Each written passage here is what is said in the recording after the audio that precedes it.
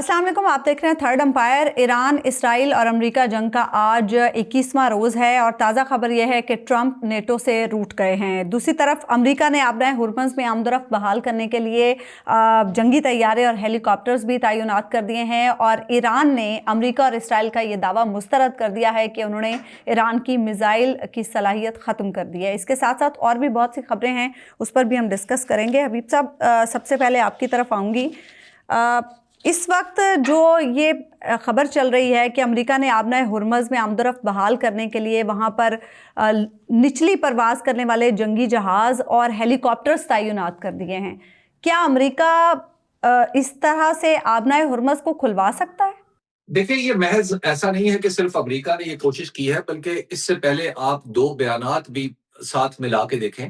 एक बयान लंदन से जारी हुआ है जिसमें बरतानिया के अलावा इटली भी शामिल है, नीदरलैंड भी शामिल है और कनाडा भी शामिल है और जापान भी शामिल है। उन्होंने ये कहा है कि हम आबनाए हुर्मुज़ खुलवाने के लिए जो कुछ भी किरदार हमारे सुपुर्द होगा हम उसे अदा करेंगे। इसके साथ साथ फिर एक जो पाकिस्तान समेत जो 12 मुस्लिम ममालिक के वज़राए ख़ारजा ने रियाज़ में मीटिंग की, वहां पर भी जो उसका एलामिया है उसमें भी ये बात वाज़ेह तौर पर लिखी गई है कि आबनाए हुर्मुज़ को खोला जाए।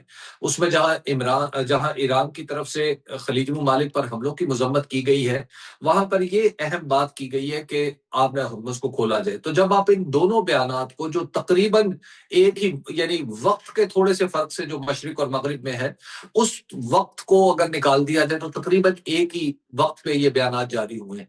तो ये साबित कर रहे हैं कि अब महज अमेरिका नहीं है, बल्कि अमेरिका इसमें लीड लेगा और दूसरे ममालिक भी सफारती दबाव और अगर जरूरत पड़ी तो फौजी दबाव डालने के लिए तैयार हो जाएंगे।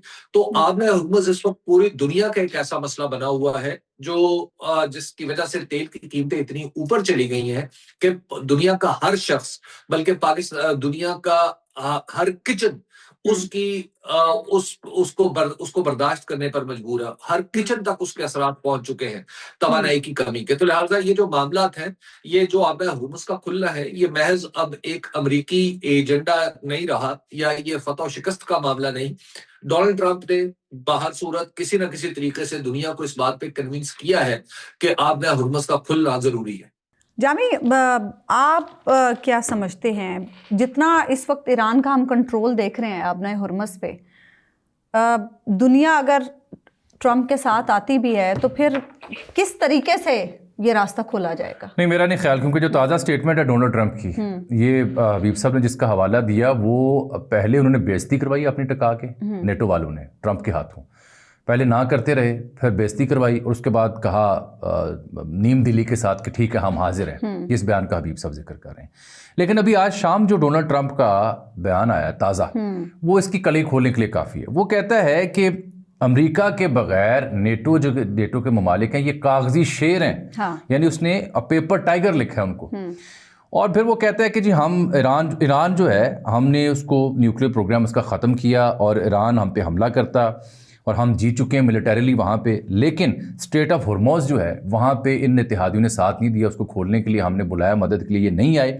आगे कहता है कि ये कॉवर्ड्स हैं, बुज़दिल हैं ये, और हम ये बात याद रखेंगे। इसका मतलब है स्ट्रेटेजिकली इन ममालिक ने अमली तौर पर जहाज़ भेजने या ट्रुप्स भेजने से इनकार किया या बेदिली का मुजाहरा किया, जिसके जवाब में उसने ये लिखा है।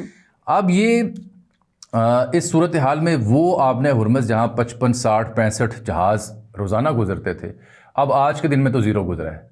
कल एक गुजरा था जैसे कोई $2 लाख उन्होंने वो टैक्स लिया है। हाँ, उन्होंने टैक्स और लिया। उससे पहले पाकिस्तानी 2-3 गुजरे हैं और 2 इंडियन गुजरे हैं, कुछ चाइनीज़ वेसल्स गुजरी हैं, कुछ 4-5 की एवरेज हो गई थी जंग लगने के बाद, अब ज़ीरो है। तो आबनाए हुर्मुज़ एक बहुत बड़ी हेडेक है ट्रंप के लिए, उसकी हीट वो फील कर रहे हैं। And reason is the middle east countries, उनका दबाव बढ़ रहा है, उनके यहाँ जो पेट्रो डॉलर इकॉनमी थी उसका बेड़ा गर्क हुआ पड़ा है। आप सिर्फ ये देखिए कि कतर में जो टारगेट हुआ उससे 17% जो उनकी अगले 5 साल के लिए और $20 अरब का नुकसान मजमूई तौर पर हुआ। कुवैत की भी ये सूरत हाल है। तो ये जो ममालिक जो पेट्रो डॉलर इकॉनमी के लिए जाने जाते थे, प्रॉपर्टी के लिए सेफ हेवन बन रहे थे, डेटा सेंटर और आईटी के नए हब बन रहे थे और मुस्तकबिल यहाँ था, नए शहर बसाए जाने थे, असल में इनका मसला पैदा हुआ है। इनकी वजह से ट्रंप सरकार को दबाव भी है आलमी सतह पर भी, और ये कोलिशन में भी हैं उनके साथ, यहाँ पे बेसेस हैं उनकी। So this is the real headache. This is actually why Israel is trying to exploit the situation. मसलन आज देखिए ना, آج خامنئی جو مصطفیٰ خامنئی انہوں نے کیا کہا ہے کہ ترکی اور عمان پر ہم نے حملہ نہیں کیا. جو ترکی کی جانب بیلسٹک میزائل گئے اور عمان کو شروع میں ہٹ کیا گیا تو وہ تو کہہ رہے ہیں کہ شاہد ڈرون کی کاپی ہیں, وہ تو کہہ رہے ہیں بیلسٹک میزائل جو گرے ان کی تحقیقات کروا لیں. ایران نے صرف ترکی کے معاملات میں کہا تھا کہ آپ جو بیلسٹک میزائل آپ نے انٹرسیپٹ کیا اس کی تحقیقات کروا لیں کہ ہم نے فائر کیا کسی اور نے کیا. It is Israel's plan, grand plan ان کا یہ ہے کہ یہ جو مشرق وسطیٰ کے ممالک ہیں ان میں سے کسی ایک یا دو کی براہ راست ایران کے ساتھ جنگ کروائی جائے. ابھی تک تو اس میں کامیابی انہیں نہیں ہو سکی, but how long let's see. Habib صاحب, جامی کی بات کو میں یوں آگے بڑھاؤں گی کہ جامی کہہ رہے ہیں کہ اسرائیل مسلسل اسپوائل کرنے کی کوشش کر رہا ہے, اس تنازع کو بڑھانے کی کوشش کر رہا ہے. آئی اے ای کے سابق سربراہ جو ہیں انہوں نے آج یہ کہا ہے کہ علی لاریجانی مذاکرات کی میز پر معاملات طے کر سکتے تھے, اور وہ ایک ایسی شخصیت تھے جن کا اثر و رسوخ نہ صرف ایران میں تھا بلکہ عالمی سطح پر بھی تھا. تو اسرائیل جان بوجھ کر ایسی شخصیات کو نشانہ بنا رہا ہے جو اس جنگ کو روک سکتے ہیں, معاملات کو سفارتی طریقے سے حل کر سکتے ہیں. تو اس کا مقصد یہی ہے کہ اسرائیل ہی چاہتا ہے کہ یہ تنازع آگے تک چلتا جائے. میں اس پہ ذرا بات کرتا ہوں, لیکن ابھی جو بھی جامی بات کر رہے تھے کہ ڈونلڈ ٹرمپ جو نیٹو کے اوپر غصہ جھاڑ رہے ہیں. جامی صاحب, جب یہ 2001 میں معاملہ آگے بڑھا تھا تو اس وقت ISAF فورسز بنی تھی افغانستان کے لیے, تو اس وقت بھی امریکہ کو بڑی مشکل کا سامنا کرنا پڑا تھا. اور اس حوالے سے وہ امریکہ کتنا سیریس تھا اور اس نے کتنی مشکلات سے یہ اتحاد بنایا تھا.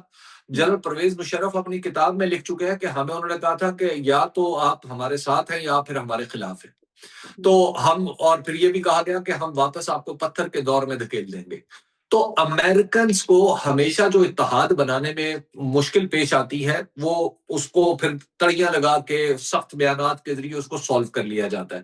اچھا, میرا خیال یہ ہے کہ یہ تاریخ کے حوالے سے حبیب صاحب کی بات میں تو بے حد وزن ہے, لیکن فرق ہے جب آپ نے عراق, ویسے آج ہی کے دن آج کل 22-23 سال پہلے جارج بش جو تھے انہوں نے یہ اعلان کیا تھا کہ ہم عراق کو انویٹ کر رہے ہیں اور 35 ممالک کا اتحاد مارز وجود میں آیا. انہوں نے کہا جی بڑا خطرہ ہے دنیا کو, ہم سنگین ہتھیاروں سے بچانے کے لیے عراق میں صدام کی حکومت ختم کرنے جا رہے ہیں. وہ عراق تھا, یہ ایران ہے. اس کا فرق سمجھیں. مثلا آج جب یہ برطانوی کاؤنٹر پارٹ سے عباس عراقچی صاحب کی بات ہوئی تو انہوں نے کیا پیغام دیا؟ انہوں نے کہا کہ اگر آپ نے فیسیلیٹیٹ کیا, آپ نے اڈے یا آپ کی بیسز استعمال ہوئیں تو وہ ہمارے لیے جائز ٹارگٹ تصور ہوگا. یہی بات وہ گلف کنٹریز کو سمجھا کے تھک گئے ہیں کہ آپ سے ہمیں مسئلہ نہیں ہے, آپ کی تنصیبات سے مسئلہ نہیں ہے, آپ کے ہاں اڈے ہیں, بیسز ہیں, نیول اور ایئر, وہ استعمال ہو رہی ہیں اگینسٹ ایران. اور جو مشرق وسطیٰ کے ممالک اس بات کا اعتراف نہیں کرتے وہ آج وال اسٹریٹ جرنل کی رپورٹ پڑھ لیں. وال اسٹریٹ جرنل لکھا ہے کہ جناب مشرق وسطیٰ کے ممالک کے اڈے استعمال ہوتے ہیں ٹو ٹارگٹ ایران, اور ایران کا شکوہ یہ کہ بھائی آپ سے ہمارا مسئلہ نہیں ہے. کیا وجہ ہے کہ عمان اور سعودی عرب کو سب سے کم ہٹ کیا جا رہا ہے؟ اور وہ اگر ہٹ بھی کیا جا رہا ہے تو اڈوں کو ہی ہٹ کیا جا رہا ہے. کیوں؟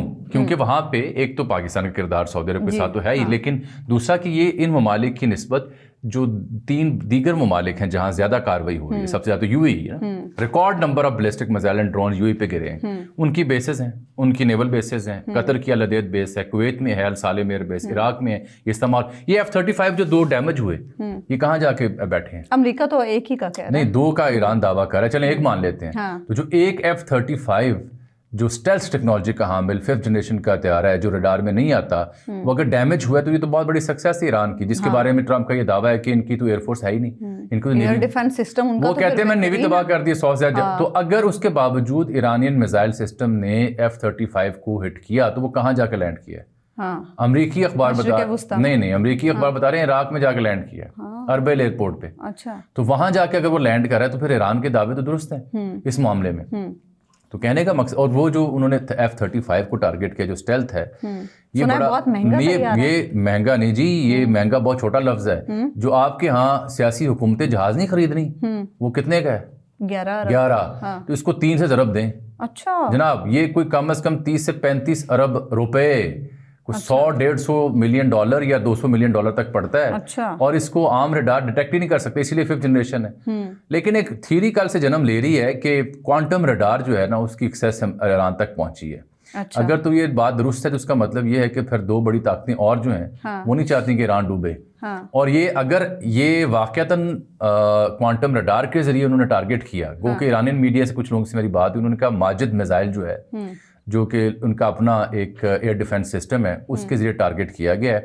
لیکن دونوں صورتوں میں اگر یہ ان کی انویسٹیگیشن عالمی سطح پر ثابت ہو جاتی ہے کہ ہٹ ہوا ہے, چاہے اس کا ایک پر کا ایک چھوٹا سا پرزہ بھی ہلا ہے, تو اس کا مطلب یہ ہے کہ اس کا مطلب یہ ہے کہ پھر ایران کی فضائی حدود اب اسرائیل اور امریکی طیاروں کے لیے محفوظ نہیں رہے گی, وہ کہ ان کے پاس B-2 بھی ہیں. تو یہ ایک بہت بڑی, اور آج جو انہوں نے اعلان بھی کیا غالباف صاحب نے کہ ابھی تو بہت سے سرپرائزز باقی ہیں. اور ہماری یہ جو میزائل صلاحیت ختم کرنے کا دعویٰ ہے یہ بے بنیاد ہے. ہاں, تو میرا مسئلہ یہ تھا کہ وہ حبیب صاحب کی بات میں اپنی جگہ بہت درست ہے, میرا مسئلہ ایران ہے, کیونکہ it is in like Iraq جب بش نے 35 ممالک کی فوج وہاں اکٹھی کر لی تھی, it is in like Afghanistan, it is some thing different. اور اس کا میں F-35 کو اگر ہٹ کر رہے ہیں, آپ نے ہرمز کو ابھی تک روکا ہوا ہے, برطانیہ کو براہ راست دھمکی دی کہ بھائی آپ کے اڈے استعمال ہوئے تو لیجیٹیمیٹ ٹارگٹ ہوں گے, تو پھر یہ سچویشن تھوڑی ڈفرینٹ ہے. 21 دن تک سچویشن تھوڑی ڈفرینٹ ہے. اور پھر دوسرا عالمی ضمیر دیکھیں نا, عالمی ضمیر میں جب آپ کی اسٹیبلشمنٹ کے اندر بیٹھا جو کینڈ جو ہے, جو ڈائریکٹر ہے اس کا کاؤنٹر ٹیررزم کا, تلسی گیبرڈ کے نیچے جو آتا ہے, وہ استعفیٰ دے کے جو انکشافات کر رہا ہے وہ دیکھ لیں. سینٹ کی جو کمیٹی ہے فار تھریٹ پرسیپشن, وہاں پہ جو سینیٹرز نے جو حال کیا تلسی گیبرڈ کا وہ دیکھ لیں. جو رائے عامہ امریکہ میں ہے, پوری دنیا میں ہے, CNN نے اور اپسوس نے پول کروایا دنیا بھر میں, اور اس وقت 79% پوری دنیا کے لوگ جو ہیں وہ سمجھتے ہیں کہ جنگ میں نہیں جانا چاہیے. اور یورپ دیکھ لیں نا اس کی حال کیا ہے.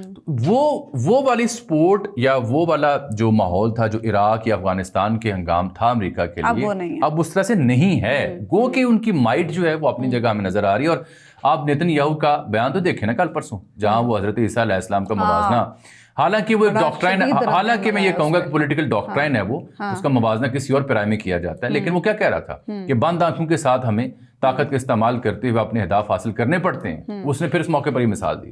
حبیب صاحب, حبیب صاحب آپ سے ہمارا رابطہ منقطع ہو گیا تھا, آپ ذرا پلیز کنٹینیو کیجیے گا جو بات آپ کر رہے تھے, پھر اس کے بعد جو جامی نے ابھی یہ بات کی ہے اس پہ بھی آپ کی رائے لیتے ہیں. دیکھیے, جہاں تک جو میں عرض کر رہا تھا وہ تھا کہ امریکہ کو ہمیشہ سے اتحاد فورج کرنے میں ٹائم لگتا ہے, اور جہاں تک اس کا جو انٹرنیشنل رائے عامہ ہے وہ ہمیشہ جنگوں کے بارے میں بدلتی رہتی ہے. یعنی کبھی بھی دنیا میں کوئی بھی شخص جنگ کے حق میں نہیں ہوتا, لیکن اہم بات یہ ہوتی ہے کہ کوئی نیریٹو بنا کے جب سٹیٹس دوسری سٹیٹس کے ساتھ الجھ جاتی ہیں تو پھر معاملات رائے عامہ سے آگے نکل جاتے ہیں.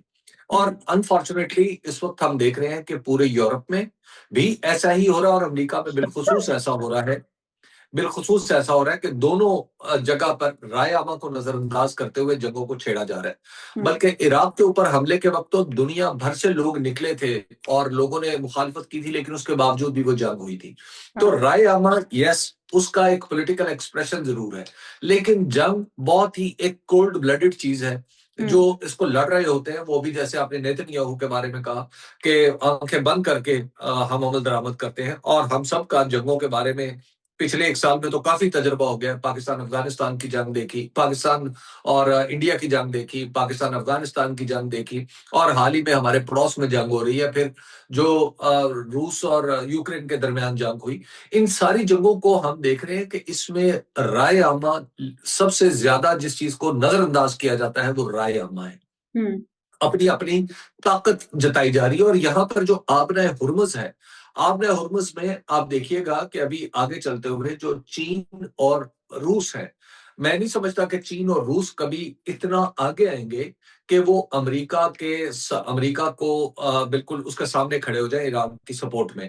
ہوگا یہ کہ تھوڑی دیر میں آپ دیکھیے گا کہ جیسے یہ افغانستان میں بھی ہوا تھا اور کسی درجے میں عراق میں بھی ہوا تھا, کہ یہ جو P5 ہے سو کالڈ, یہ سارے کے سارے آپس میں مل گئے تھے, اور ایک درجے میں آ کے انہوں نے افغانستان کی سیٹلمنٹ میں بھی کردار ادا کیا, اس میں عراق کی سیٹلمنٹ میں بھی کردار ادا کیا.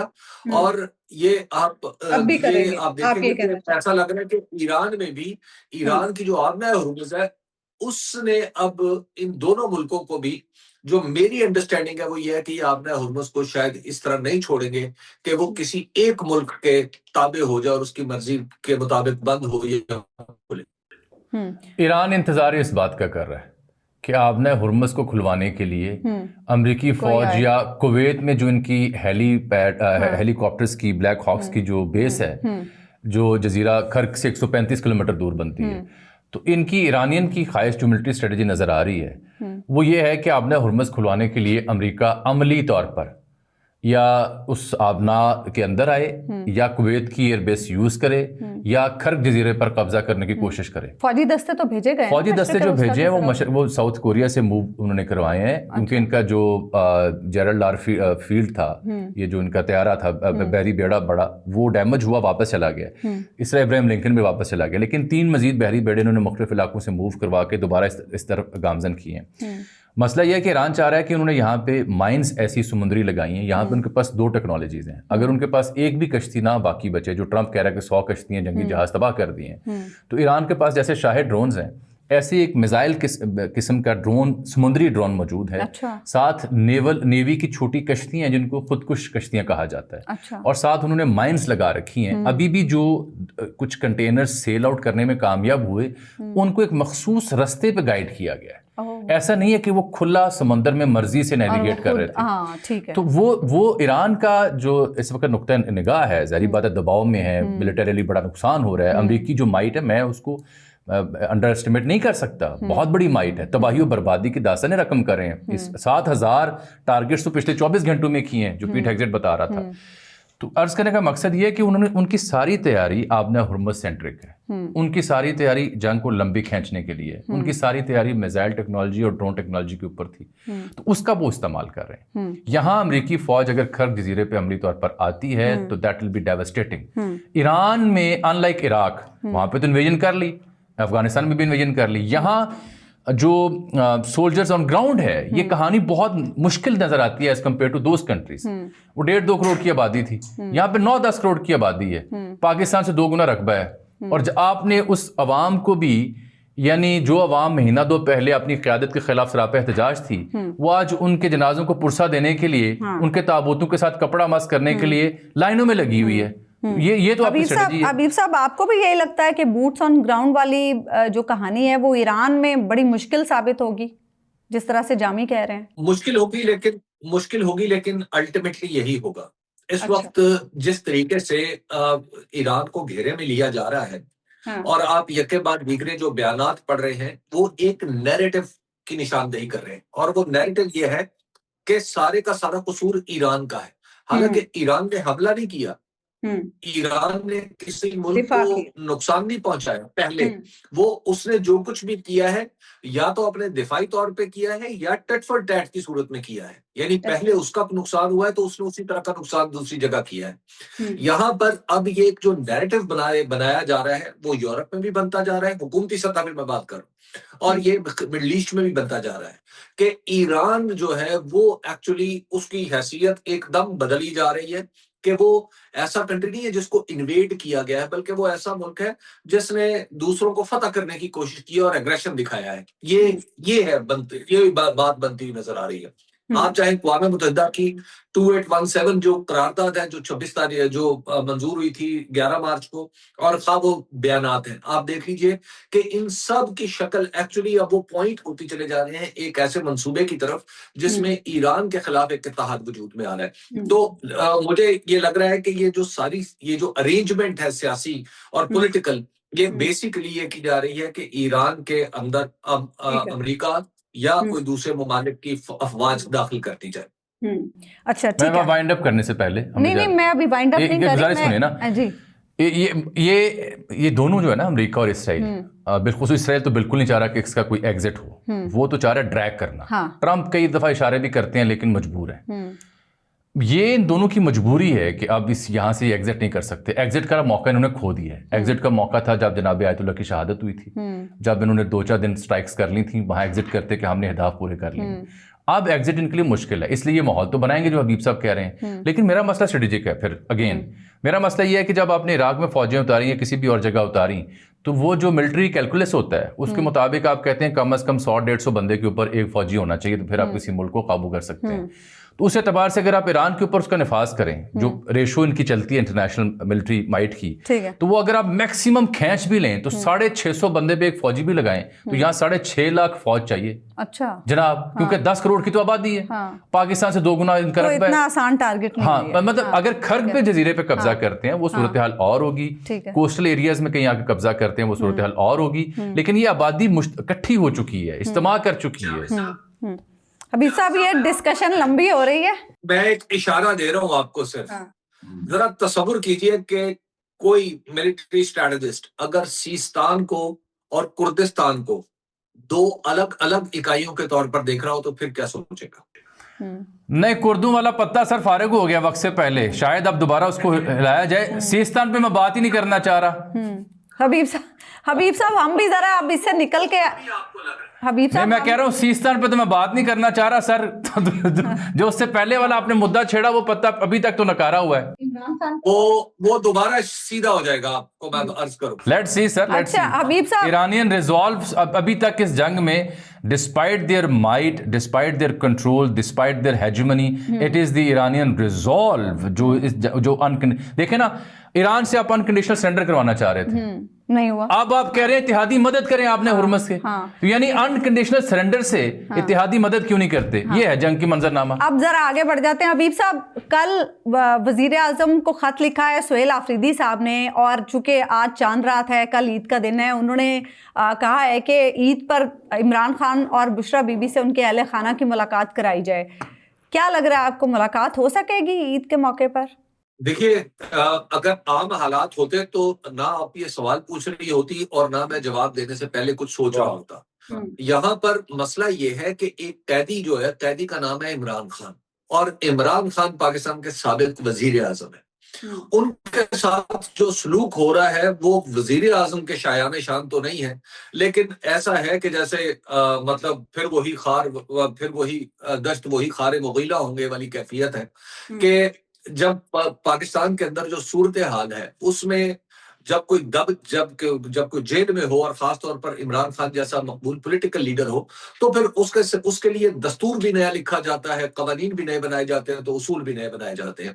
تو سابقہ اگر میں بیان کی روشنی میں دیکھوں تو وزیر اعظم سے یہ درخواست تو خود سہیل آفریدی صاحب نے کی تھی، اور اس کا جواب آیا تھا پوچھ کر بتاؤں گا. تو آج بھی میں یہی توقع رکھتا ہوں کہ اب تو شاید پوچھنے کا وقت ختم ہو گیا ہے. یہ کوئی انہونی سی بات ہوگی کہ اگر ان کی ملاقات ہو جائے، ادروائز مجھے یہ ہوتا دکھائی نہیں دے. جامی، ایک تو ملاقات کا معاملہ، اور دوسری طرف کوٹ لکھپت کے اسیران نے بھی درخواست کیا کہ انہیں عید کی نماز پڑھنے کی اجازت یہ پہلے پچھلے برس بھی دی تھی. کوٹ لکھپت میرے پاس ایک ہی خبر ہے، وہ ڈاکٹر یاسمین راشد صاحبہ سے ایک بڑی معزز شخصیت نے ملاقات کی. وہ گئیں تو وہاں پہ ایک انتہائی اہم لیگی رہنما ہے، بہت ہی اہم عہدے پہ فائز بھی ہیں، بڑی کلوز ہے میاں صاحب جی، بہت کلوز ہے. ان کی بہت عزیزہ جو ہیں وہ گئی تھیں اپنی این جی او کے پلیٹ فارم سے ملنے، اور وہ خواتین جو ہیں جیل میں ان کو تحائف دینے گئیں. تو وہاں ڈاکٹر یاسمین راشد صاحبہ سے جب وہ ملی تو پرانی رفاقت تھی 30-40-50 برسوں کی، تو وہ دونوں بغل گیر بھی ہوئیں اور کافی دیر گفتگو کرتی رہیں. پرانا تعلق تھا، رفاقت تھی. تو وہاں ڈاکٹر صاحبہ نے کہا کہ تسی بس کرو، کوئی سکھیا نہیں جیل تو. اور وہاں انہوں نے یعنی یہ کہا کہ اگر آپ یہ پیغام میرا میاں نواز شریف صاحب تک، یا آپ نے جو آپ کے بھائی صاحب ہیں جو اہم عہدے پہ ہیں ان تک پہنچا دیں تو یہ بڑا اچھا ہوگا، کیونکہ یہ عید شب رات کے موقع ہیں جہاں پہ ہم تلخیاں تھوڑی کم کر سکتے ہیں. اور پھر انہوں نے ہنستے ہوئے یہ بھی کہا ڈاکٹر صاحبہ نے انہیں کہ جے تسی یہ نہیں کر سکتے تو مینوں دسو، میری گل کروا دو.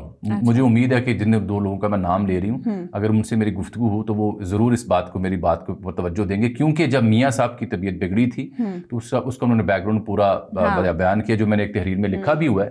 تو انہوں نے یہ کہا کہ اور کچھ نہیں تو آپ بیئر منیمم یہ کریں کہ جو عید کے موقع پر اہل خانہ کی ملاقاتیں اور ذاتی معالجین تک ایکسیس اور یہ جو عید کی نماز والے معاملات یہ کلیئر کریں، اس سے تلخی کم ہوگی. اور ساتھ انہوں نے پیغام دیا میاں صاحب کو اور ان کے بھائی صاحب کو کہ یہ میرا پیغام بالخصوص ان تک پہنچانا. تو انہوں نے وعدہ کیا جی میں آپ کا پیغام پہنچاؤں. لیکن تلخی کم کرنا تو مقصود ہی نہیں ہے. آپ سب کو ہماری طرف سے بہت بہت عید مبارک. اللہ نے کے پان.